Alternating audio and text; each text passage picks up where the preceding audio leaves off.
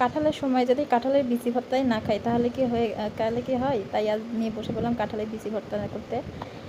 আজ খুব ইচ্ছা করতেছিল যে দুপুরবেলা কাঁঠালের বিচি ভর্তা দিয়ে ভাত খাবো, তার জন্য আমি কাঁঠালের বিচি ভর্তায় বসে গেছি। এই তো পেঁয়াজ আর মরিচ নিয়ে নিছি, নিয়ে ভালো করে ডলা দিয়ে একটু সরিষার তেল দিয়ে মেখে আমি এর মধ্যে কাঁঠালের বিচিগুলো দিয়ে দিচ্ছি। আমি যদি বা কাঁঠালের বিচিগুলো পাটায় আমি বেটে নেই নাই, নিজে হাত দিয়ে চটকাই নিছি, কারণ এত নরম তুলতুলা হয়ে গেছিলো যে হাতের সাথেই গলে যাচ্ছিলো।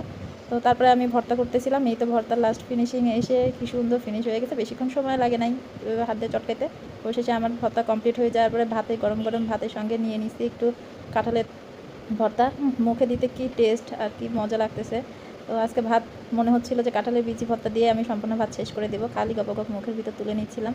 যদিও বা আরও সাথে ছিল মাছ, আরও ডাল ছিল, যে কারণে যে পুরোটাই কাঁঠালের বিচি ভর্তা দিয়ে খেতে পারিনি, এর জন্য আবার নিয়ে নিছি এখন পাঙ্গাস মাছ। আমি জানি অনেকেই পাঙ্গাস মাছ দেখলেই নাক ছিটকাবেন, কিন্তু আমার কাছে খুব পছন্দের একটা মাছ হচ্ছে পাঙ্গাস মাছ। পাঙ্গাস মাছ হলে আমার আর কোনো কথা নেই, অন্য কোনো কিছুই লাগে না।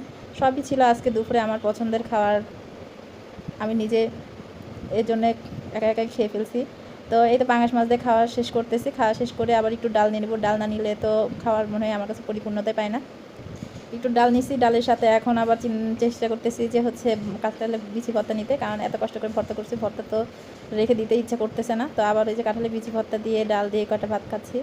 তো আসলে আজকে দুপুরের খাওয়াটা অনেক মজা ছিল, অনেক টেস্টি ছিল, আমার কাছে খুব ভালো লাগে কাঁঠালের বিচি ভর্তা, পাঙ্গাস মাছ আর ডাল। তো আপনাদের কার কার কাছে এমন খাবার ভালো লাগে কমেন্ট করে জানাবেন। আল্লাহ হাফেজ, টাটা।